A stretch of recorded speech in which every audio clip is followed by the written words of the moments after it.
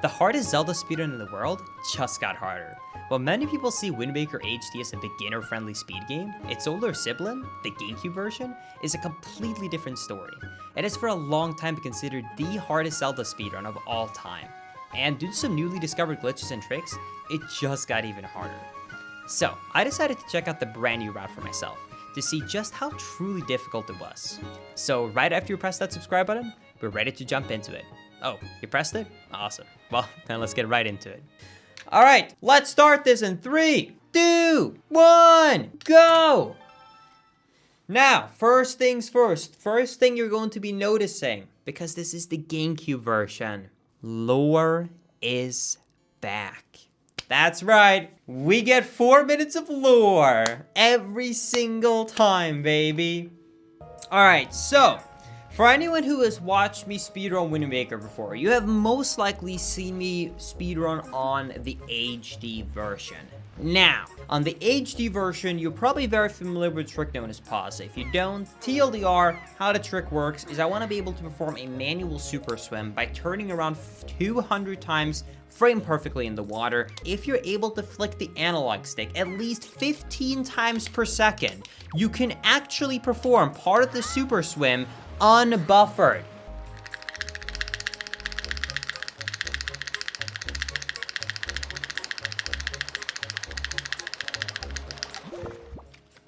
Okay, that should be a good amount of speed. And now we pause on the last part, but we already got more than half the speed from unbuffered. Okay, so now after I reached 500 units of speed, I'm going to perform an upcharge, which makes my camera into target mode, which allows me to simply just hold up an analog stick and continue to gain more speed automatically. Go into this corner, get an area fill, and then we're off. We are off towards Dragon Roost, and that is the manual super swim right there. GG. There it is, and a beautiful time as well. This is actually technically faster than world record right now, I'm pretty sure. I think this is a sub 10. Very good start of the run. After getting the song, the Wind's Requiem, we are going to go ahead and try and get storage, which we actually just got first try. Beautiful. So we're going to get storage, which is going to allow us to finally start actually super swimming. So this is how super swimming is done on the GameCube version of this game. So the HD version does, obviously, if you've seen one, super swim with the use of item sliding. Now this version does super swim instead with the use of storage. Now, there's something very important you need to know about storage, or super swim with storage in this version. And that is that super swimming with storage works fundamentally the same way as a manual super swim does. It's done by turning around every single frame in the water, and thanks to turning around every single frame in the water, you continue to gain more speed and more speed, which lets you build up enough speed to super swim wherever you want. And the very first thing I'm going to do is super swim all the way from Dragon Roost over to this submarine. Now, these moblins function in a very specific way. Normally, these guards are only guards in Forsaken Fortress and enemies in the rest of the overworld. But the way that the game determines if they should act like a guard or if they should act as an enemy is based upon, do the player have a sword in his inventory? In this case, I don't have a sword, which means he thinks I'm an FF1, and it pretty much just wrongworks me over here. Now here, it's already going to get quite crazy if you've not seen a GameCube speedrun before and you've only seen the HD version, because now is going to be your first little taste, an example of the beauty that is storage routes. But first things first, we need to take out this guard that is at this watchtower so that the light isn't infringing on our path to the sword later on. Right here, I'm going to get storage. And that is because I do need to pick up the Gossip Stone. However, if you have storage enabled and you walk into the cutscene trigger for the Gossip Stone, you will actually store the cutscene right there. Bam! You can even hear my controller right now that it's vibrating, because it actually started the cutscene for a single frame, and then I stored it and completely skipped it. And that means that the flag in the game indicating that, yes, I did pick up the Gossip Stone has been activated, but I didn't actually have to watch the cutscene of getting the Gossip Stone, which is the main key part and the important part. Now, here is where you're going to get your first demonstration of chest storage. Chest storage works in fundamentally the same way. I'm going to store the element of opening up a chest. Now, when Link opens up a chest, the game actually changes how Link's collision works. It changes it from fine collision checking to rough collision checking. That's so that he can actually properly perform the cutscene of leaning up into the kind of chest itself to actually pick up the rupee. Now, what you're going to be noticing is that having rough collision checks is a very powerful thing in the GameCube version of Wind Waker. Because as you can see, if you have rough collision checks, you can kind of just walk up walls that are sloped in the way where you would normally not be able to walk up them. And that's pretty much for Forsaken Fortress 1. Now we just have to go pick up our sword and we can be on our way.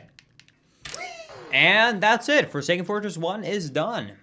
And now we are going to save Tingle. Believe it or not, the most useful item in the entire game on the GameCube version is the Tingle Tuner. The Tingle Tuner is the most useful item and the only reason why this route works. This route does not function at all without the Tingle Tuner. So this is the most essential item for the speedrun. So we have to get this item. Why are you collecting rupees? Because if you've never used the Tingle Tuner is kind of an extension. It's kind of a selling technique to get people to buy Game Boy Advanced. You can get a linking cable and connect your GameCube to a GBA. And when you connect the Tingle Tuner, you basically download a little Tingle menu on your Game Boy Advance. I have one right here. Now, on this, you have a live updating map, you have some tips and tricks and different things. But one thing that you also obtain is a Tingle shop. This shop allows you to purchase different things. For example, potions or Tingle balloons, among many other things. Tingle bombs, you name it. There's a few different items. And it's essential that we're able to buy these items, because these items are actually quite expensive, which shouldn't come as a big surprise. It's literally Tingle's shop. Tingle is greedy, right? So it's gonna be expensive. So that's why we're collecting as many rupees as we physically can, because this route is very dependent on rupees. So we have enough rupees to please Tingle. And we also got the Picto Box. Believe it or not, even though in all dungeons of this game, the Picto Box is actually an essential item. To complete the speedrun, it is actually faster to get the Picto Box. All right, and we got bombs. Beautiful. All right. And now we're going to call Tingle. Hi, Tingle. There we go. And now when Tingle is connected, we are going to go ahead and get storage, or double storage, I should say, so I can super simple Forest Haven. All right, and now when we're at Forest Haven, we are first of all going to clip underneath this island. Now, I need to explain an important mechanic to you guys if you don't know it already. That's unfortunate. Because it is going to be essential for the speedrun, for this category. We're going to be doing a lot of one specific trick known as a zombie hover. Now, fundamentally how this trick works is that every single time where Link reaches 0 HP and he stands up, there's a small amount of time before the game over screen starts where you can do an input, such as a jump slash. Now, the game knows that Link is at 0 HP and he should be dead. So what the game does, if you do an input during this small frame window, is that it is going to immediately cancel whatever input you're doing. However, that is actually to our advantage, because every time you press B to do a mid-air jump slash, you will gain height. So if you mash 8 times per second, you will be gaining the same amount of height as the gravity is pulling you downwards, which means that if you mash 12, 13, 14, 15 times per second, you're actually going to be gaining height instead of losing height, which is what we're going to be trying to do right now. So let's hope we get this first try.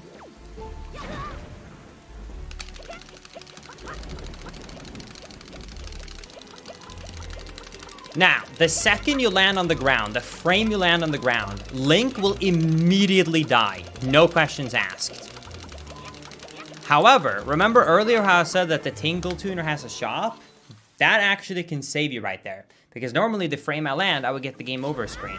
But with the use of the Tingle Tuner, I could buy a red potion in midair, which heals me, which allows me to survive that entire fall. So I can land up there and be completely fine. Now, coming up here is a very difficult trick known as Deku Tree cutscene skip. This is one of the trickiest glitches. So I think I'm actually going to simply explain this mostly in post, actually.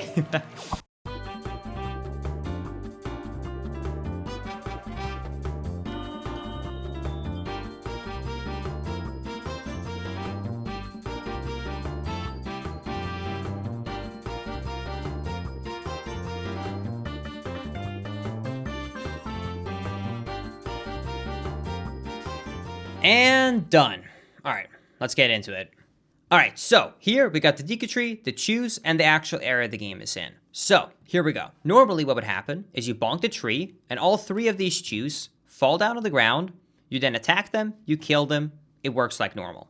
But by performing a glitch known as storage, you can actually mess up the chew's animation so that instead of falling down and being in its normal state, it will continue to slide forward in this glitch state until it gets stuck on this wall right here. Then, by simply using bombs or just the force of Link's body, you can push these chews out of bounds through the wall. They will then continue to slide forward for a little bit of time until they run out of ground. At this point, they will fall down. And once they've fallen down for a certain amount of time, they will enter this kind of void out area where they will simply just despawn from the game. And once all chews have reached this area, the game thinks they have beaten all the chews and the cutscene starts. And what our objective is with Deku Tree cutscene skip is to time it so that we push out the last chew to fall down and void out at the same time as you get crushed by the Deku Tree's shin. Now, if this last chew dies while the void out screen happens of getting crushed, the flag will hit eternally in the game to spawn the Deku Leaf, and by so, you not completely skip the cutscene, but the Deku Leaf has now spawned. All right, so bam, we voided out and got crushed right as the cutscene started. It spawned the Deku Leaf, so we got the Deku Leaf up here. We can pick up the Deku Leaf, and if you wondered, why did you even zombie hover up to that top loading zone to begin with? That's because you cannot reach the Deku Leaf without the grappling hook. But since I entered from the top by doing that zombie hover, I was able to actually reach this area, because otherwise I would have been completely screwed. Now I'm going to activate a Tingle Balloon on the GBA in the Tingle shop. If you don't know what the Tingle Balloon is, imagine hover boots in Ocarina of Time.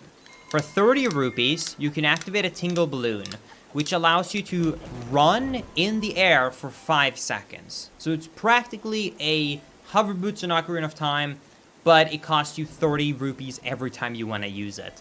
And why is that useful, you might be asking? Well, that's because with that, we can, in a single leaf, reach all the way from Forest Haven, all the way to Forbidden Woods. I'm gonna be honest, I'm so excited to speedrun this and go for the world record in this category. This category is so much fun. And here is gonna be another great example of how powerful chest storage is, if you're not too familiar with this. I'm gonna start opening up this chest.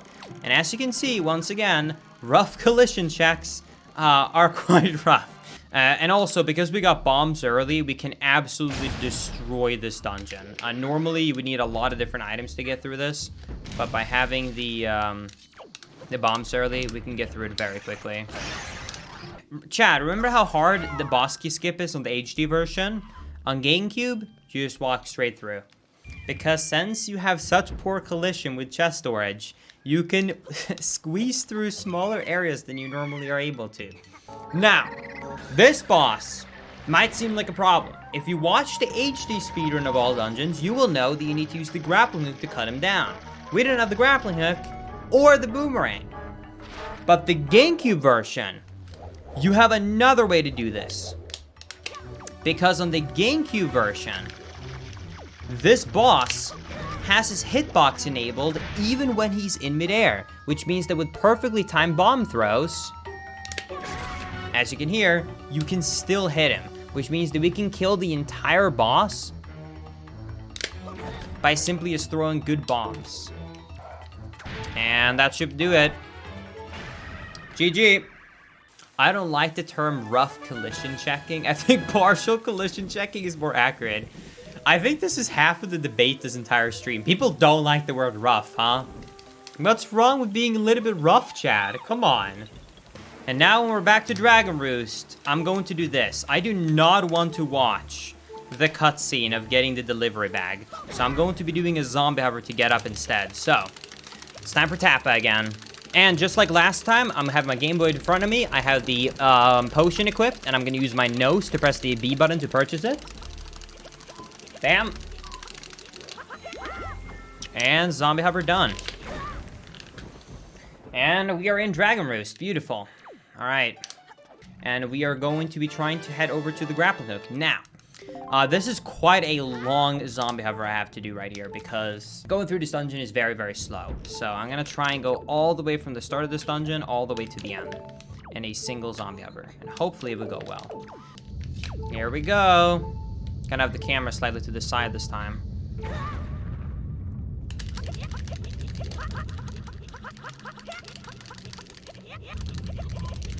Okay, gonna buy the red potion. And done. So now we're at the very, very top. Now, normally this would be a one-way kind of path if you don't have the grappling hook. But with some very well-timed Deku leaf sections, you can just barely squeeze through this in the opposite way. And now we're going to pick up the grappling hook. By storing that text, you skip like a little portion of the text, so it saves a few seconds. And there's the grappling hook. And right here, we're going to get storage. And this boss key skip is hilariously easy. All you got to do is just walk up this wall, fall out of bounds, line it up, and then just jump right through that little corner, and bam, you're into the boss room. Now, you might have noticed that this seems all pretty normal. I was talking about the fact that this completely changes up the order of how you would normally go about playing this. Now, you do a new order to get these dungeons, and there are some new strats to complete these dungeons, but the order is still the same to get to Tower of the Gods. But once we have entered Hyrule 1 past Tower of the Gods, that's where the real stuff kind of begins. That's where the big changes starts to come into effect. And we're going to be noticing some very interesting mechanics. Now what we're going to do immediately is we're going to be getting storage. We're going to be storing the text of King Red Lions. Then we're going to start charging up a super swim. And now we're going to try and go all the way from Dragon Roost to Outset Island. And now I'm going to super swim to the back of the island, enter this whirlwind, and by entering the center, it's going to void me out. I'm going to spawn in the boat, and we can simply go and get the pearl. Alright, so now it's just the boss for Tower of the Gods, and then we're down to Hyrule. Alright, right here, I'm going to try and do a skip known as puzzle skip. I'm going to clip out of bounds into this railing. Oops. Gonna clip out of bounds into this railing. Gonna go down here. And then I'm gonna line this up, crouch. There we go. All right, and by doing so, we can fall out of bounds. We can immediately leap into this chamber, and we can skip the puzzle. Beautiful, there we go. And that's the Master Sword. All right, now onto one of the hardest tricks. This next section coming up has back-to-back crazy difficult glitches that hopefully we can get first try. Right here, I am going to leaf around out of bounds to get to the backside of Hyrule without having to fight all the enemies. And here, I have to do barrier skip. Barrier skip on the Gamecube version is very complex and incredibly difficult and precise. So I'm going to try and do this, but we will see how it goes. Got it. Woo! All right. And there is barrier skip. Believe it or not, even though that is a very difficult and precise trick, the trick that is about to come up right now is actually harder than barrier skip. Even though barrier skip is the biggest sequence break in the game, this next trick is actually harder. If you're wondering what I'm trying to do right now, this is actually a quite major skip. This is to skip all of the trials. The trials takes a very long time to complete, and also in this current state that I'm in, I don't even have all the items necessary to complete the trials, even if I wanted to. So I am forced to do this skip, even if I didn't want to.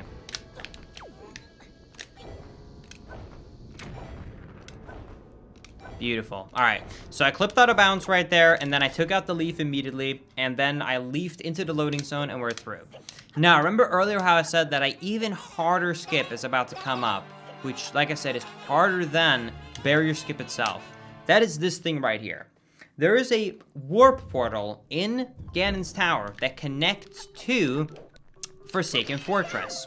Normally, you would simply just use the boomerang. On the HD version, you use the bow and arrows, and use gyroscope aiming to complete it. Now, there is no gyroscope aiming on the Gamecube version, which means that I have to do like 10 plus frame perfect inputs right here to pause buffer this to work. Oh my god, I think I might have just gotten it first try. Don't miss this last shot. No, I'm 1 frame late. Okay, I can maybe save this. Hold on. Okay, I need to get every frame here per frame perfect so I can stop holding left. Hold on.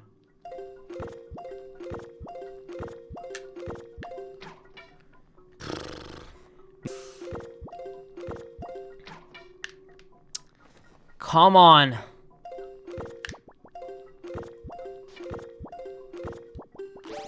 Oh boy, this might be it. Please tell me this will work. Yes! Okay, not bad. We take those.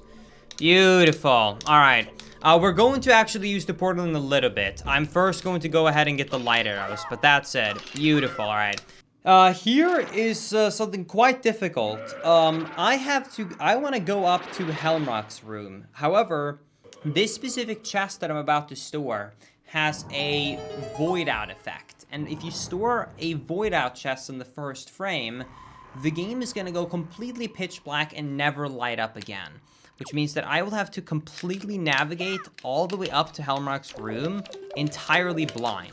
But I will have chest storage. I will be able to climb walls and do all that sort of stuff that you normally can do. So, hopefully, this all goes well. Here we go. I'm gonna jump down into the water right here. Swim into this corner. Okay, walk up the wall. Now we should see a little torch here. Walk up this wall. Jump out of bounds. Jump slash into the loading zone, and done. Okay, there we go. Right now, the only reason we want to go to Helmaroc at all is to watch this one cutscene right here. This cutscene changes something very, very important internally in the game, which is a flag. This changes our animation set from 1 and 2. In simple terms, just imagine that animation set 1 is early game cutscenes. Animation set 2 is end game cutscenes. So now we can successfully watch end game cutscenes without crashing the game. Because if we wouldn't watch this cutscene, if for example we went to Wind Temple or Earth Temple and we watched the cutscene there, the game would just crash. But we don't want to take all the time to go down to Hyrule now. Because normally, the only way to leave this area is to go down to Hyrule. We're going to try and get around that by doing a very difficult glitch. And you've probably never seen this glitch before done. Alright, so first things first, I'm going to be picking up this pod. Because when you walk over this flag right here, this is what determines if Helmaroc should be in the tower chasing you or up the top. And if you walk over and over again across this flag, he will actually continue to gain height because he does a little hop every time he changes from being at the top of the arena to at the middle. So I'm going to be going here over and over again to make him go higher and higher up in the air. And I'm going to try and run towards this corner. And I'm going to try and climb up this ledge. Unfortunately, I didn't get in there in time. It's very tricky to get this ledge grab because I need to grab this ledge just perfectly to where I can clip out of bounds here. Okay, beautiful. Okay, so now we are inside of the floor, and now we're going to take damage, so I'm only at half a heart. And now we're going to crawl out of bounds right here. And I'm going to be jumping up here onto this wall. Now, if you watched Helmaroc skip before, you will realize that we're actually going another path than we usually do. Usually, we actually go on the left here, but now we're going on the right. That's because this isn't actually a skip specifically designed to skip Helmaroc. This is actually a skip designed to skip having to go down to Hyrule 2. So first things first, what I gotta do here is get storage, which I just got. Now we're gonna continue our way up here. Now this is the really tricky part. I'm gonna safety save here because this is very, very difficult and easy to mess up. So we gotta hold it. But try and follow along right here, chat.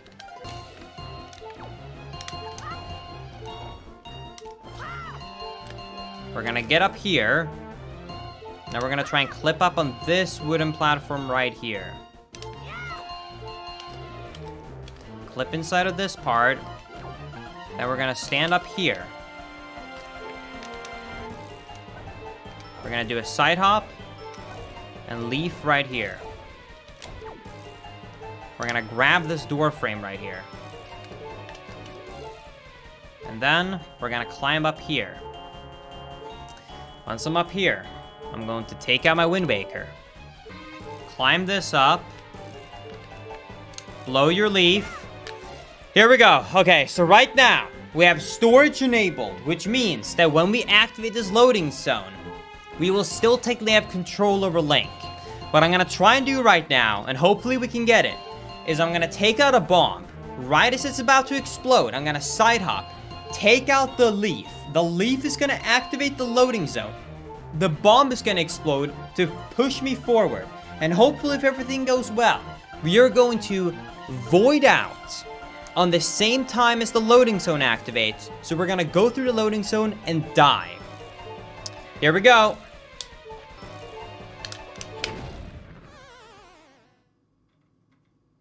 Yes! Okay. We got through the loading zone, we died, we spawned in this room, and it's done. You might be wondering, why is this even useful to begin with? This seems so weird, Linkus. Let me explain. This room is a cutscene room, which you're never supposed to be in. So it doesn't have a set flag for where it should respawn you. So it defaults to the default spawn area, which is Windfall Island. Which means that we were able to go back to the overworld when we're not supposed to, skipping all of Hyrule 2 and Helmaroc. Now, unfortunately, you might have thought that that was a very, very, very difficult glitch. And you are right, that is a difficult glitch. However, that isn't actually the hardest glitch in the round. Because despite many difficult glitches we've just done, which is Hyrule 2 skip, opening the portal without the boomerang, we still have Early Earth Temple, which is the most precise trick in all of Wind Waker speedrunning. Now, I should explain something very important. So, the hardest glitch in this speedrun, and what makes this entire route possible, is Early Earth Temple. Now, why is Early Earth Temple such a game changer for the speedrun? Well, it's because of the fact that normally you have to go through Hyrule 2 to activate the King of Red Lions track text that activates the trigger so you can pick up Medley. That's why you have to go to Hyrule 2. But with Early Earth Temple, you can actually access the dungeon and complete the dungeon without Medley. And with that, you can entirely skip Hyrule 2. Now, it's not easy completing Earth Temple without Medley, and completing, and even just entering the dungeon without Medley is also very, very difficult. But hopefully if everything goes well here, we should be able to at the very least do it. Alright, here we go. This is the hardest glitch in the game. Wish me good luck, Chad. This glitch is practically, it's almost unit perfect, which, if you know how games calculate collision, is very tricky for a 3D game.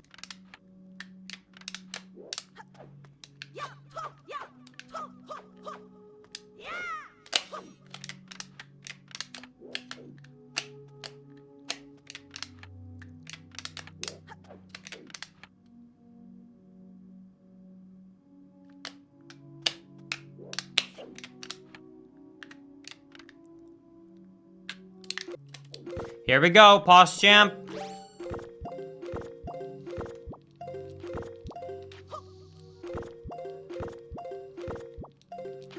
Oh!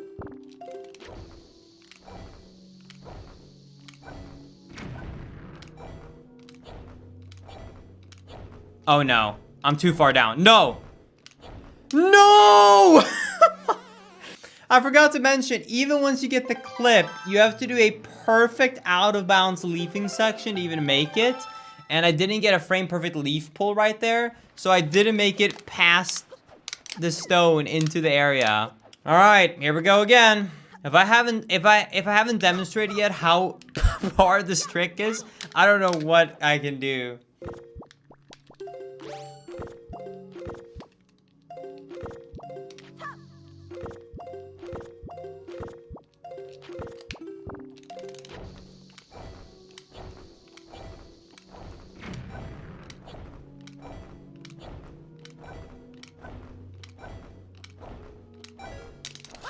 Yes! Okay, we got it. Early Earth Temple has been completed.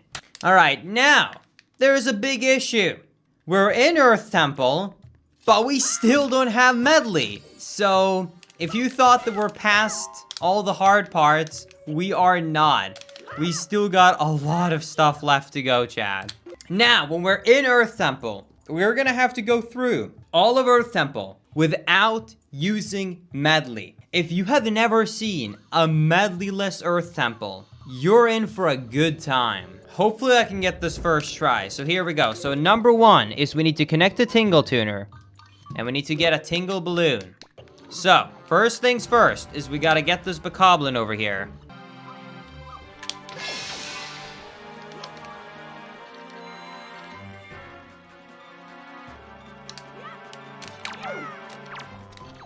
Okay. Freeze him again. Put him on the switch. Stand on the switch. And bam!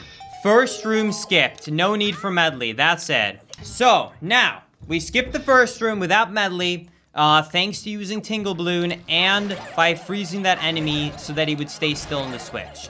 Now, here's the issue. Not only do we not have Medley for this dungeon, we also do not have the Mirror Shield, which are pretty much the two most essential things. Now, with a lot of different glitches, we're gonna get through this entire dungeon. First things first, getting down to the basement. What we're going to do is we're gonna store opening up this door right here, and then we're gonna open this door. This is gonna cost us to do this. Bam. Fall out of bounds. So it's going to take, it's not gonna put Link into the next room, but it's gonna load it so we fall out of bounds.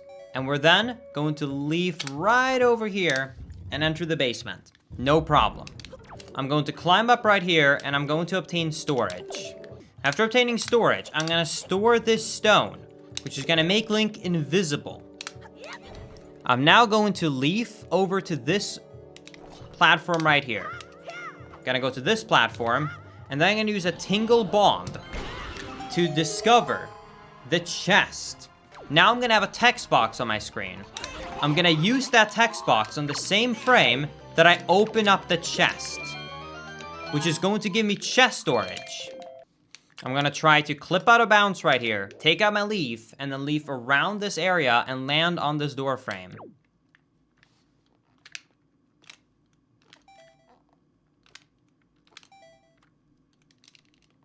No!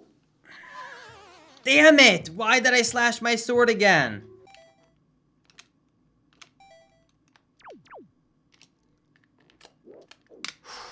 Okay. Whew. Okay, climb up here. Now, when you're in this room, this is gonna get crazy, Chad. Gonna jump up here. Gonna leaf up here. Climb up on this statue. Leaf over here. Buy a Tingle Balloon. Partially clip out of bounds right here. Climb up. Roll out of bounds.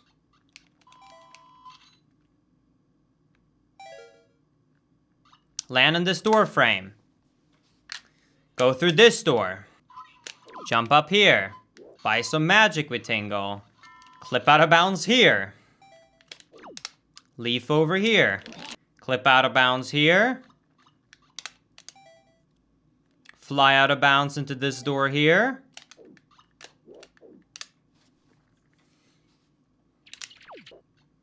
Walk up this statue.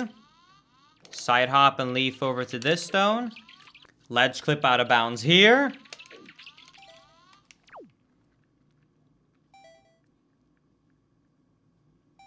Land in between the door and the song stone. And bam, we are officially in the end of Earth Temple after all of that. we made it to the end of Earth Temple without Medley. Now, when we're finally here, you have to make sure to pick up magic, because otherwise you will soft lock because you don't have the mirror shield.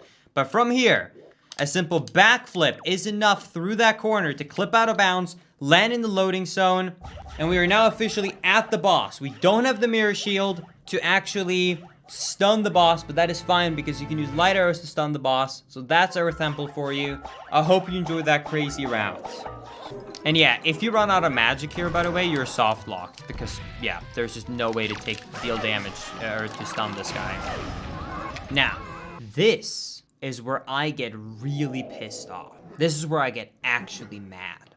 We just went through all of that. All of this so that we could beat Earth Temple, right? And after all of this, we find out, after entering this portal, that Medley has secret tech that she's not sharing with the rest of the crew. Because she doesn't have a Tingle Tuner. She doesn't have a leaf. Yet, here she is in the cutscene. How did she get here? She doesn't tell us. She has tons of secret tech to skip all of Earth Temple on her own, and she doesn't tell us. It pisses me off. Are you ready for some new tech, Chad? Hold it. So, what I'm going to try and do right here, and each time I fail, I feel a little bit bad because you do hurt Makar, is I'm going to try and have it so the Makar gets exploded by a bomb on the same frame as I pick him up. Got it.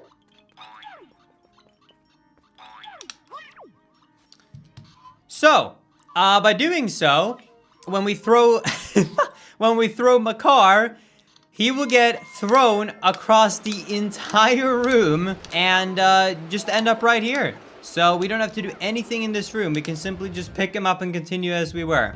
Now, we run into a little bit of another trouble here, Chad. I'm gonna be honest. We're coming in a little bit more problem here. And that is the fact that I want to go and get the hookshot right now, right? And I'd rather not take the time to save Makar. I'm sorry, but he's just very slow. I have no real interest in actually taking the time to save Makar out of his jail cell and do all of that. It's just gonna take a very, very long time. So, what we're going to do is we're going to damage ourselves down right here. Now, what we're going to do is we're going to place a bomb. We're going to slash the bomb and die. We're going to start a zombie hover. And we're going to start a healing process.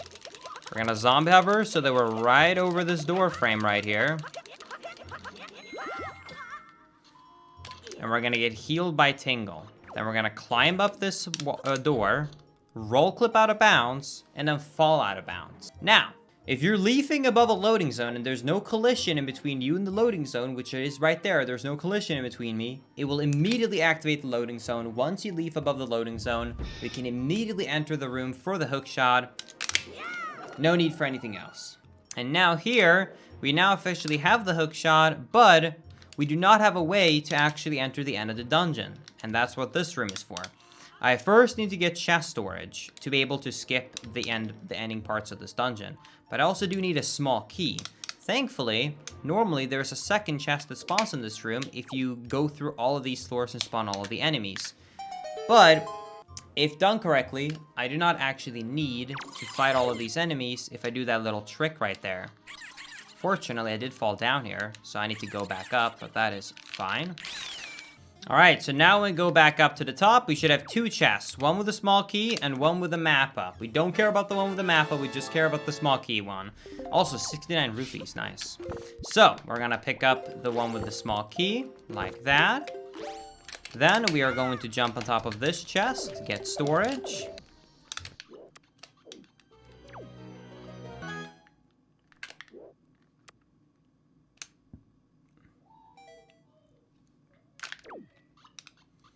And there we go.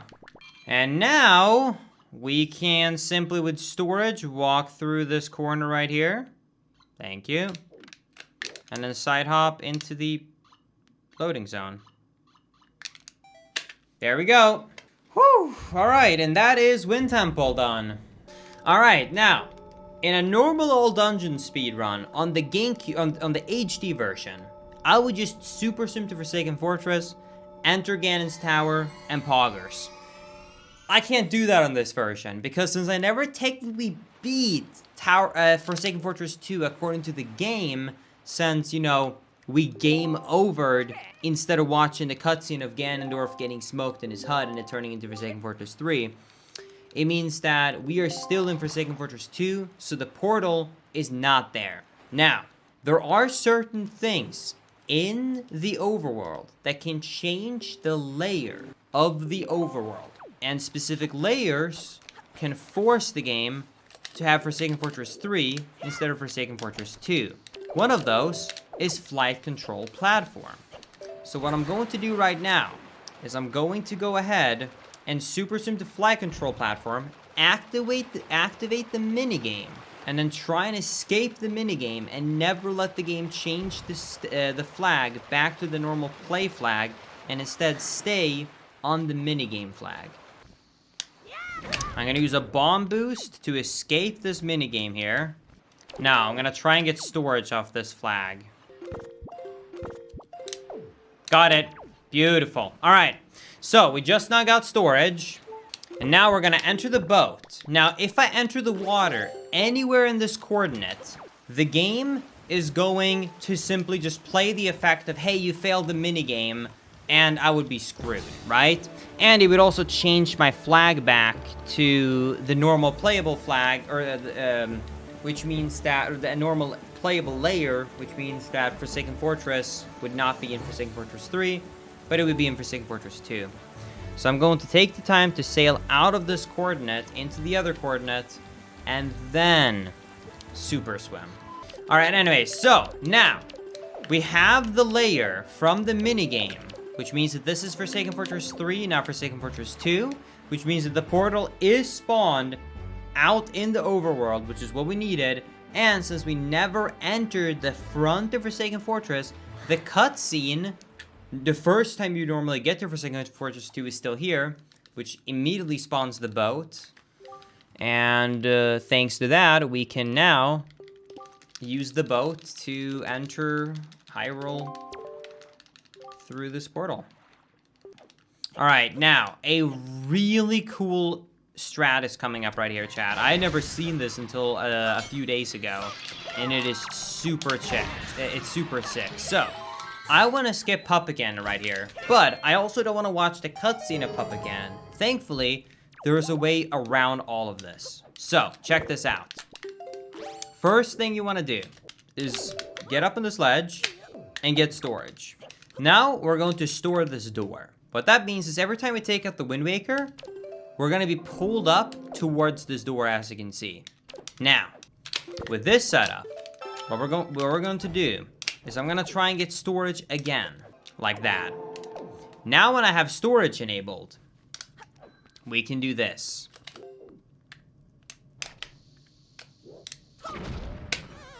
And what we just did is we activated the loading zone for Pup-Again at the same time as we voided out, which spawns us in the cutscene version of Pup-Agan's room. Which means that now, we didn't have to actually watch the cutscene for Pup-Again, we don't have to deal with Pup-Again, and we can now try to skip Pup-Again. Unfortunately, this is the same cutscene skip with a little side part to it as the Gamecube, or as the HD version, meaning that this only has a 1 in 3 chance of working. And every single time it doesn't work, I have to redo all of this. Now, here's the funny thing. This trick is only possible with the use of the Picto Box. Normally, the Gamecube version does not render everything at the top of this arena because it's too far away. But with the use of a Picto Box, it renders objects further away, which means that it does load all the objects at the top of the arena, so you can actually try to do this. It's still a 1 in 3 chance, completely RNG, but if we get lucky... Yeah, there we go. All right, here we go. Did we get a 1 in 3 RNG chance? Posh champ.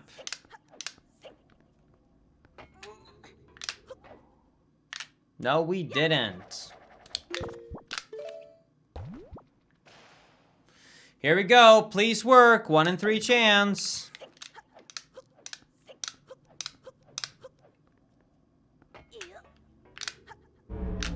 Let's go! We did it! For people that don't know how this works, I'm basically shooting these two morphs through the platform. And it's luck-based how far the morph bounces, by the way. So if I shoot this morph, you see it bounced in place, and that wouldn't have worked.